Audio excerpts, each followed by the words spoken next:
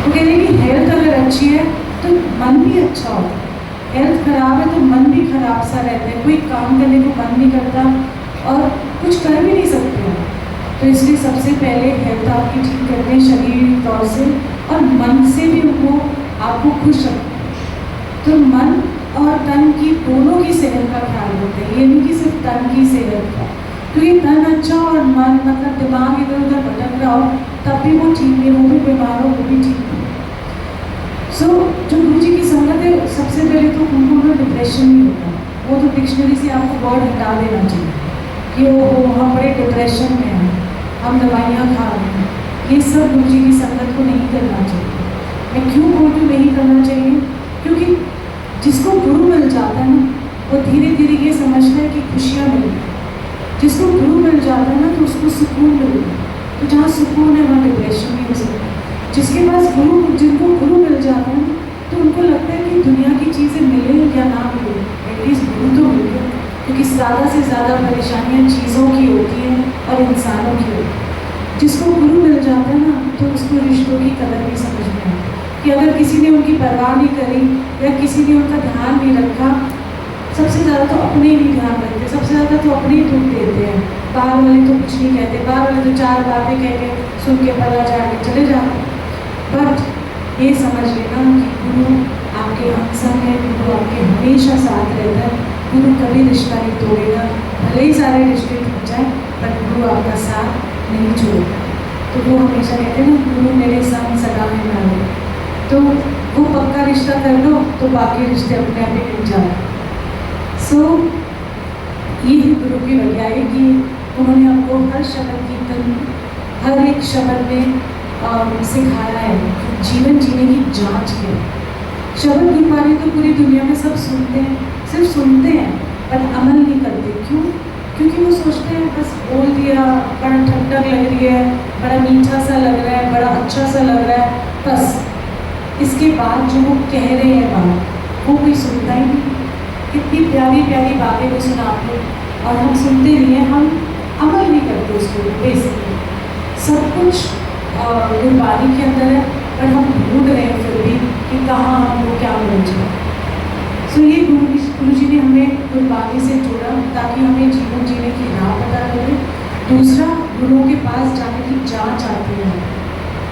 सो बैठो आराम से शांति से, 2 घंटे जब आपको मिलते हैं शब्द कीर्तन सत्संग में सुनने को तो टिकाव लगा दें, और नहीं भी लगता तो मुझे अपने आप ही लगा देते हैं आपका टिकाव कि आप इतने टेढ़े मेढ़े से आते हो, अंदर से टूटे से है ना, बाहर से आते हो, घर से पता नहीं क्या क्या लेके बंदा सोचता है आज तो जीवन ऐसा ही है, ब्ला ब्ला ब्ला।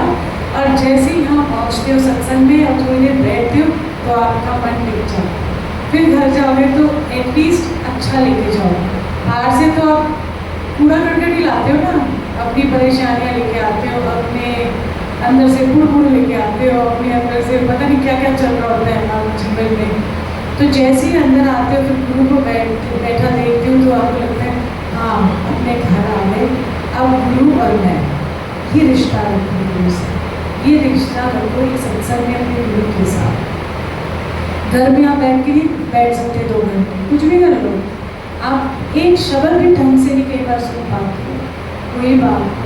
पर अगर सत्संग में आने का मौका मिले तो आके टिक जाओ, बैठ जाओ, कम से कम आ जाओ, टिकाओ अपने आप मिल जाओ।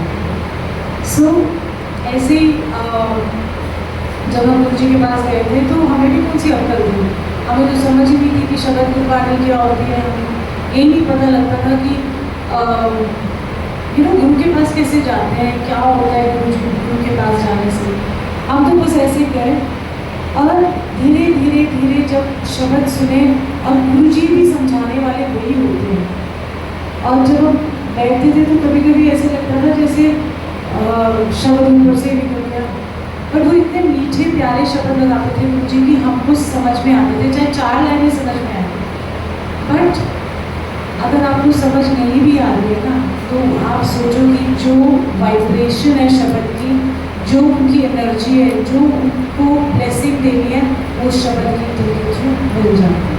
समझ नहीं आ रही कोई बात नहीं, बट आप उनकी ऊर्जा महसूस करते हो, उनकी एनर्जी महसूस करते हो, इसलिए आपको शब्द अच्छे लगते हैं, इसलिए आपका रोना निकल जाता है। क्यों? क्योंकि आपकी आत्मा बहुत खुश होती है।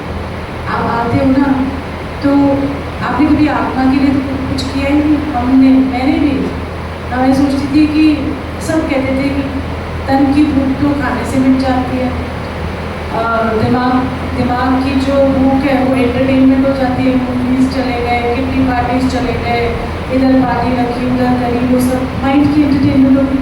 पर बेचारी आत्मा का क्या, जो आपकी रूह है वो भी तो तड़पती है कि कुछ तो अच्छा हो, उसको भी भोजन मिले।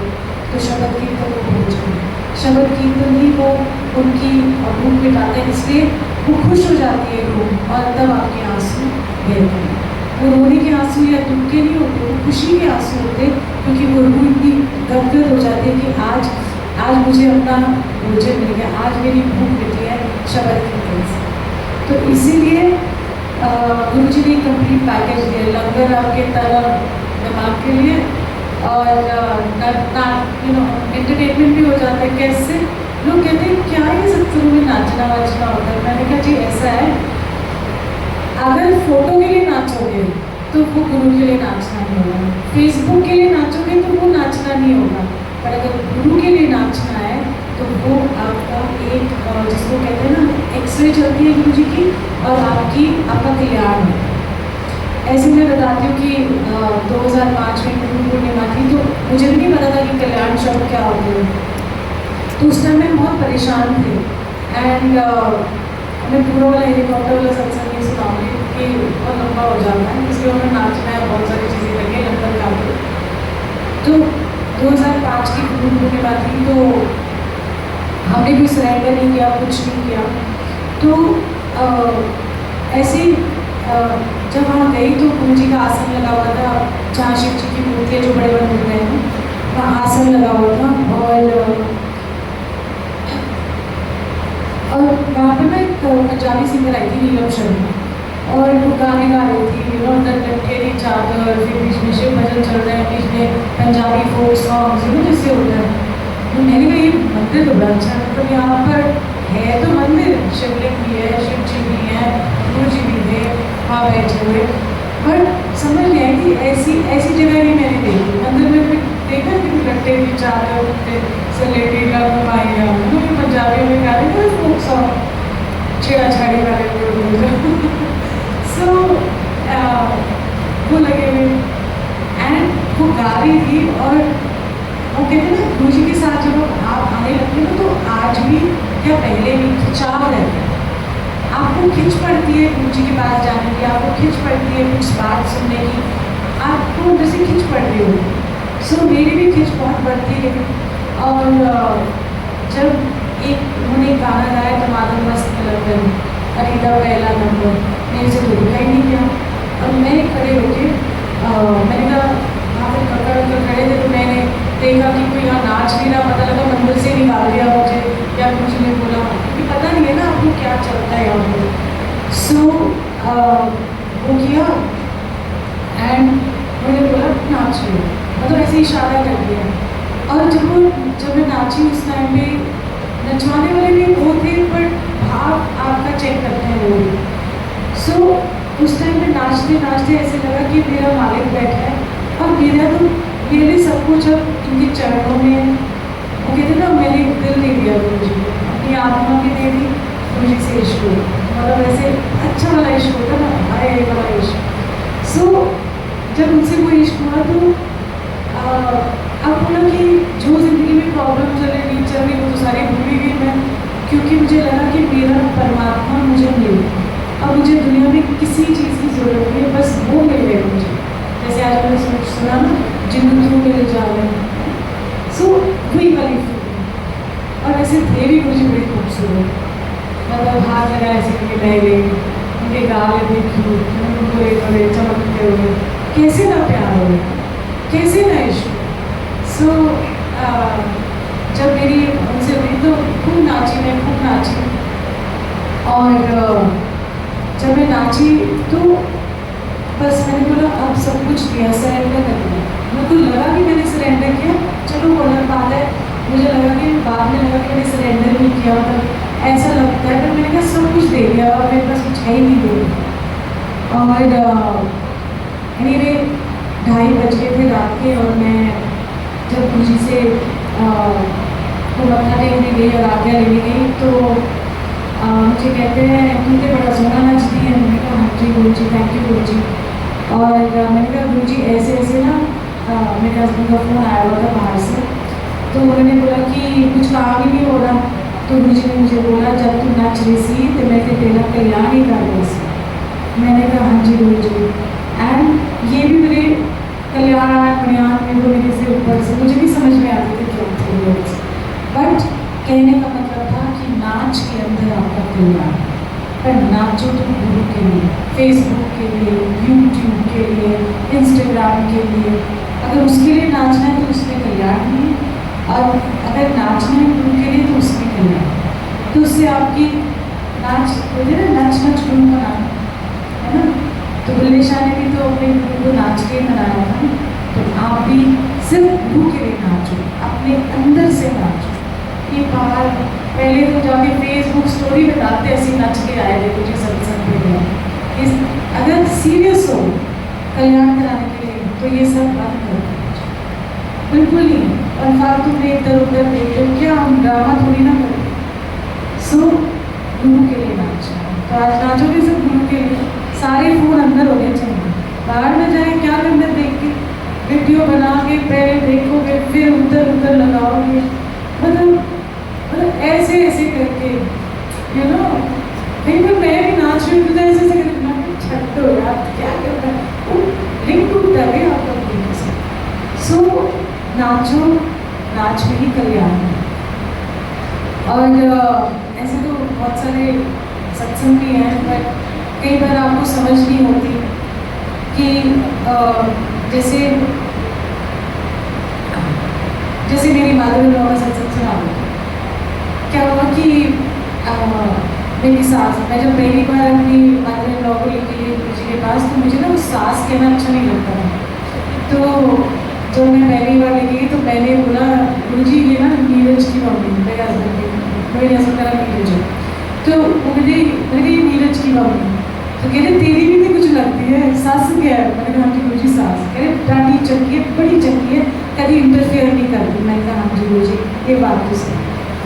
एंड ये बात हुई तो मुझे कहते थे अपनी सास की सेवा करना, तो मैंने भी कहते हैं कि बोल दिया हाँ जी। पर वो रहती थी नोएडा और मैं रहती थी ग्रेटर कैलाश, तो मैं मन में सोचती थी कि मैं कैसे रोज जाके उनकी सेवा करूँ। वो रहती नोएडा और मैं रहती ग्रेटर कैलाश, रोज आना तो मुश्किल था। एनीवे उन्होंने मैंने भी हम मन में सोचा पता नहीं कैसे करूँगी, मुझे समझ नहीं आया। और थोड़े महीनों बाद एक दिन मेरी मदर आई थी रहने थर्सडे को और मेरे पास, तो वो मेरे मैं बच्चों के साथ रहूँगी तो गुरु जी के पास चली। मैं ठीक है। और जब मैं वापस आई और फिर नेक्स्ट डे वो अपने घर गई तो देखा कि अकेली रहती थी नोएडा में अपने घर में, तो वहाँ देखा कि चोरी हो गई, पूरे दरवाजे टूटे हुए, सब लॉक्स खुले हुए। वो रखती तो थी नहीं कुछ भी ना घर में, पर सारी अलमारियाँ सब उस सरियों से उन्होंने लॉक्स खोले थे। इमेजिन सबसे बड़ा बचाव क्या था जब वो गई कि थर्सडे को वो मेरे पास थी और मैं गुरु जी के पास। और उसके बाद फिर सारे बच्चों ने बोला नहीं अब आप अकेले नहीं रहोगे, तो फिर वो हमारे साथ शिफ्ट हुई और 1 महीने के अंदर अंदर वो हमारे साथ शिफ्ट हुई। अगर वो वहाँ होती तो वो बचती, क्योंकि वो ऐसी गैंग्स चल रही होती है नोएडा साइड में कि वो सरिये लेके आ रहे थे, लॉक्स को लेकर और बाजार भी थे। एनीवे तो जब वो शिफ्ट हो गई मेरे पास और मैं उनको लेके गई थैंक यू करने के लिए कि गुरु जी ने जान ही बख्शी ना, वजह कैसे भी बनी हो बट शुक्राना आपका निकलता है, थैंक यू निकलता है कि बचाने वाला हो, यू नो, कि वो थर्सडे को ही क्यों आए, क्योंकि गुरु जी को पता है कि मन में बात भी कौन सी डालनी है। एनीवे सो जब मैं नेक्स्ट टाइम उनको लेके गई तो मुझे कहते हैं आ गई सास, मैंने कहा हाँ जी। कह रही है डंडा पहना सी ताई आना से, तो डंडा ऐसा नहीं कि ये वाली चीज़ होनी थी तभी आना था, नहीं तो वो उनको सेवा करवानी अच्छी नहीं लगती थी, अभी बिल्कुल भी नहीं अच्छी लगती। और फिर कहते हैं घूम अपने शास्त्री सेवा। सो ये भी उन्होंने मौका दिया सेवा करने का। सो यही बात है कि बड़ों की सेवा करो और बड़े भी अपने छोटों का इज्जत मान करें। ये नहीं कि बेइज्जती करें अपने बच्चों की, बहुओं की, बेटियों की, दोनों तरफ से एक इज्जत होती है। अगर आप सेवा करते हो तो उतना ही हम इज्जत देने का, बड़ों का भी इज्जत दें छोटों को, और छोटों को भी अपने बड़ों की इज्जत करनी चाहिए। सो देखो कैसे बातों बातों में वो समझा देते कि कोई आपकी सेवा रह जाती है तो वो भी पूरी करा देते। घर में भी सेवा करो, बाहर जाकर भी सेवा करो, दिखा के सेवा नहीं करो, पंखे पे नाम लिखवा के सेवा नहीं करो, कि पट्टियों पे नाम मंदिरों में लिखवा के सेवा नहीं करो। 1,000 11,000 गुप्ता है ना, 21,000 अग्रवाल ज़्यादातर ऐसे ही होता है। नहीं 51,000 जैन फैमिली, नहीं सारों के बोलो, डोंट वरी, है ना, 1,00,000 करोड़ा फैमिली। डर गए कि मैंने इनको के बोल दिया, मैंने तुम्हारा नहीं किया, जनरल है नहीं, तुमने किया ऐसे कुछ फिर। सो नाम लिखवाने से सेवा नहीं होती, दिल से होती। और सेवा करते करते आपके अंदर की मैल भी निकलती है, गुण गाते गाते मैल निकलती है, आपकी मौमें जाती है, आपकी हो जाती है।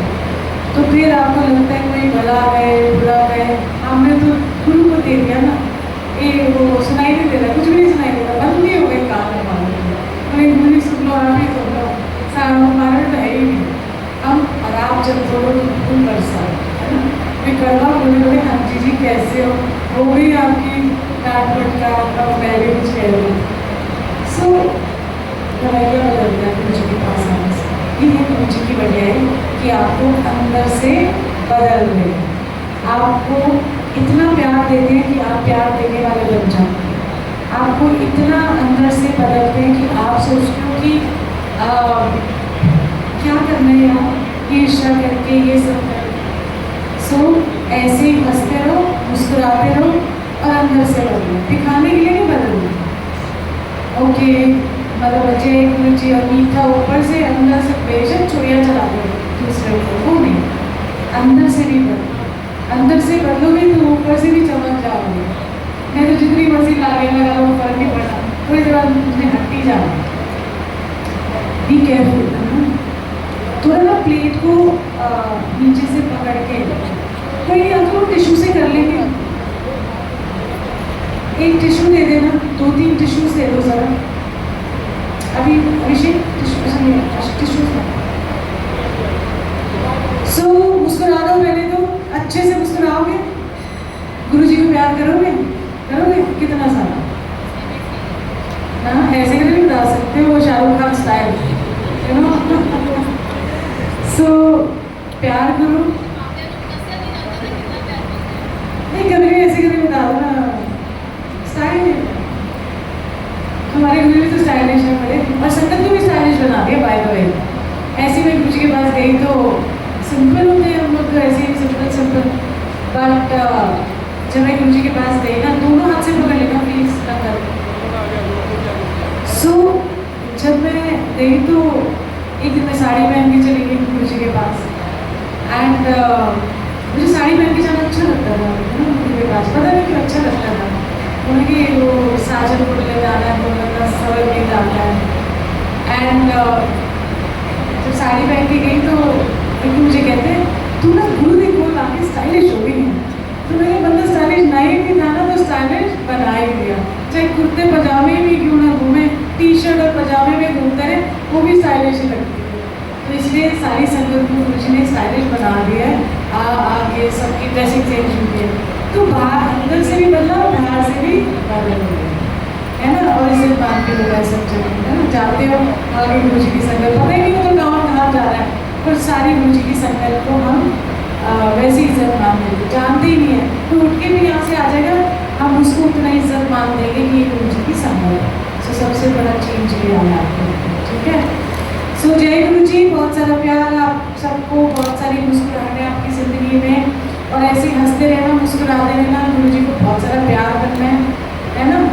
वो आपको इतना प्यार करते हैं तो आपका भी पूरा जोर होना चाहिए उनको प्यार करने का। बोला असी भी प्यार करते हैं, तुसी भी करते, असी भी करते हैं, ठीक है। सो जय गुरु जी। हम तुम्हें